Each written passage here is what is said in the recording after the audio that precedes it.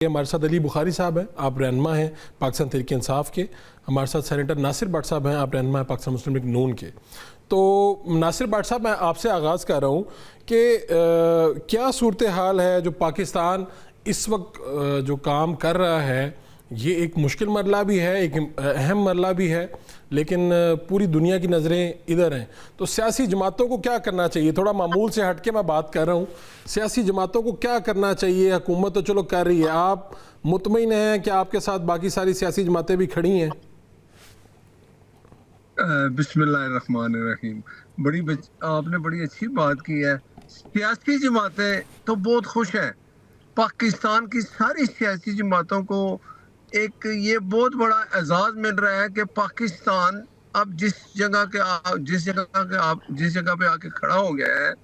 یہ ایک ہماری خارجہ پالیسی، میں پرائم منسٹر صاحب کو بھی مبارکباد دوں گا، اسحاق ڈار صاحب کو بھی، اور ہمارے جو چیف آرمی چیف ہے فیلڈ مارشل صاحب، یہ کہتا ہوں کہ اب پاکستان کا دنیا کے ہر ملک میں نام لیے جاتے ہیں تینوں لیڈران کے کہ انہوں نے انتھک محنت کی. پاکستان کی بھی پذیرائی ہو رہی ہے اور دنیا میں ہر ملک دیکھیں ہماری طرف دیکھ رہا ہے کہ ہم ایک امن کا پیغام لے کے دنیا میں امن لا رہے ہیں، جنگ کو ختم کر رہے ہیں.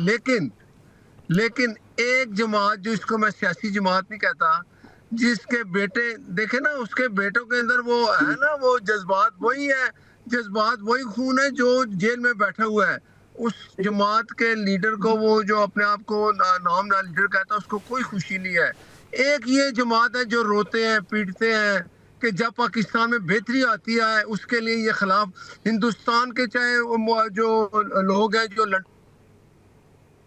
بخاری ہے، وہ عمران کے دونوں بیٹے، وہ کہتے ہیں کہ my father being in jail more than 1000 days and is human rights violation.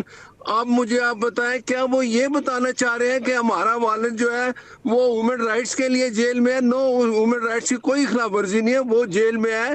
جو اسے 190 ملین اور وہ جو گھڑی چوری اور سارا کچھ ہے، اس کو عدالت نے جیل بھیجا ہے. عدالت میں جب اپنی بے گناہی ثابت کرے گا باہر آئے گا. لیکن دیکھیں، ہمیں بھی باہر بھیجا گیا. میاں نواز شریف صاحب کو جب وہ بیمار ہو گئے، ان کے حالات اتنے ہو گئے کہ پلیٹ ہیس گر گئے، تو ان لوگوں نے ڈر کے ان کو باہر بھیج دیا کہ چل ان کی زندگی بچ جائے.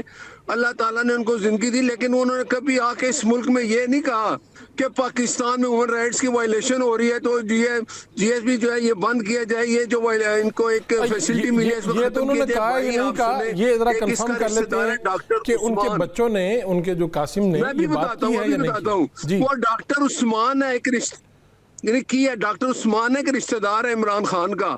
اس نے بڑے اوپنلی کہا ہے کہ جی یہ جو ان کو یہ فیسلٹی ملی ہے یہ بند ہونی چاہیے. پاکستان جو ہے ہیومن رائٹس کی وائلیشن کر رہا ہے. یہ جو طریقہ کار اختیار کیا ہوا ہے کیا ہے کہ اس کو تکلیف ہے کہ عمران خان جیل میں ہے اور پاکستان کے خلاف ادھر بیٹھ کے یہ باتیں کر رہے ہیں. ان کو میں پاکستانی کبھی نہیں کہتا. چلیں، آپ تو بہت آگے نکل جاتے ہیں بٹ صاحب. بخاری صاحب جیسے بھی آپ کے پاس لوگ موجود ہیں. یہ میرے خیال میں پاکستان کی سیاست اپنی جگہ پہ، مگر ریاست سب سے مقدم ہے. بخاری صاحب، پاکستان اگر کامیاب ہوتا ہے تو یہ صرف حکومت کی تو نہیں ہے، پورے پاکستان کی کامیابی ہے، آپ کی، میری، سب کی کامیابی ہے. اور جس طرح سے بٹ صاحب تھوڑا غصے میں بھی ہیں، وہ کہہ رہے ہیں کہ اس وقت میں ایک ایسا وقت چل رہا تھا کہ جب ہم یہ کروا رہے ہیں، اور دوسری طرف خان صاحب کے بچے اور ان کے کزن جو ہیں وہ پوری دنیا میں جا کے کیا پاکستان کے حوالے سے میسیجز دے رہے ہیں. بسم اللہ الرحمن الرحیم. بہت شکریہ جی. لیکن بٹ صاحب تو غصہ نہیں رہتے ہیں، کیونکہ آپ ان سے سوال سے نہ پوچھتے ہیں، جواب جو دیتے ہیں وہ تو ان کو غصہ میں رہنا کوئی جسٹیفائی بھی ہے، ایسی بات نہیں. غصے والے آدمی ہیں اور شاید غصہ کر کے یہاں تک پہنچ چکے ہیں. بات یہ ہے جی کہ گفتگو پولیٹیکل لوگ ہی کرتے ہیں.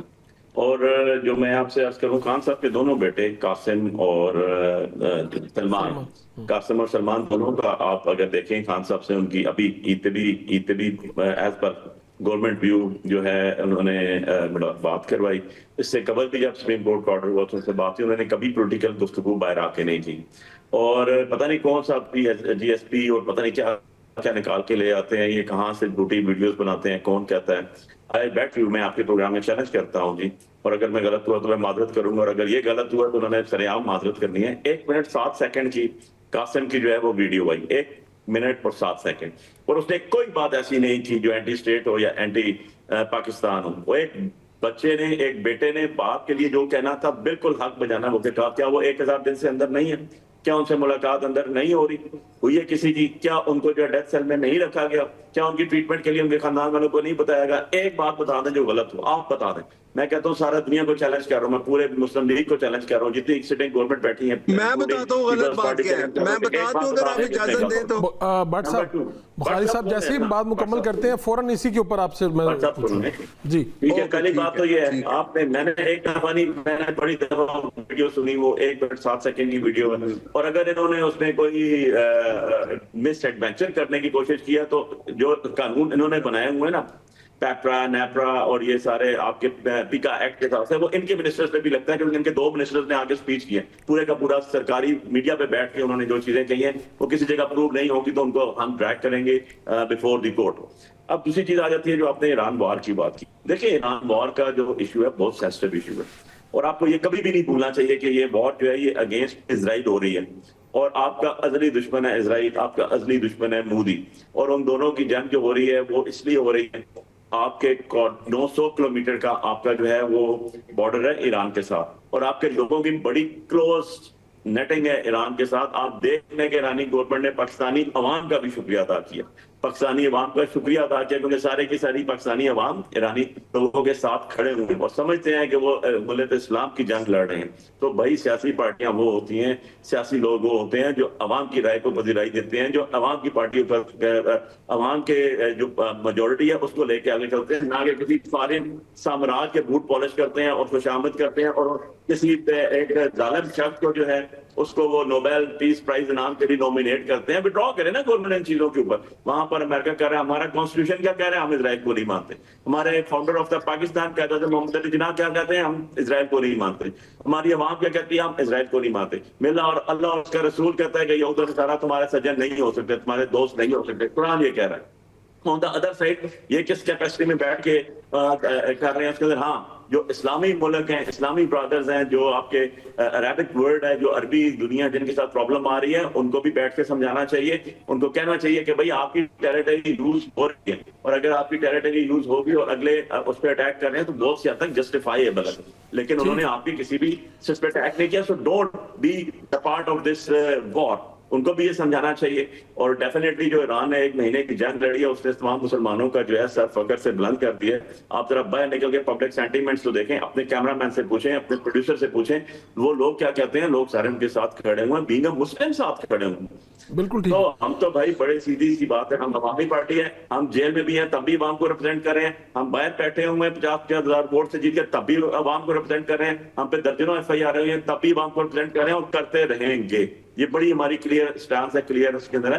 ہم چاہتے ہیں کہ مسلم ممالک کے اندر ہمارا ایک کلیدی رول ہو.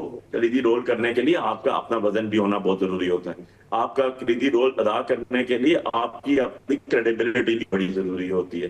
کیا میں یہ پوچھ سکتا ہوں کہ جو ہم نے ہمارے سو کالڈ وزیر اعظم نے پیکٹ کیا تھا جا کے سعودی عرب کے ساتھ، کیا اس نے اسمبلی کو، نیشنل اسمبلی کو، پوری اپنی کیبنٹ کو، پورے پارلیمنٹیرینز کو آن بورڈ لیا تھا؟ جواب آئے گا نہیں لیا تھا. تو پھر میں کیا یہ پوچھ سکتا ہوں کہ کیا یہ یک طرفہ آپ کا ایگریمنٹ تھا، پیکٹ تھا، یا کیا یہ 2 طرفہ تھا؟ کیونکہ ہماری جنگ پہلے افغانستان سے سٹارٹ ہوگی. کیا ہمارے ساتھ کسی نے مدد امداد کی؟ تو جواب آئے گا نہیں.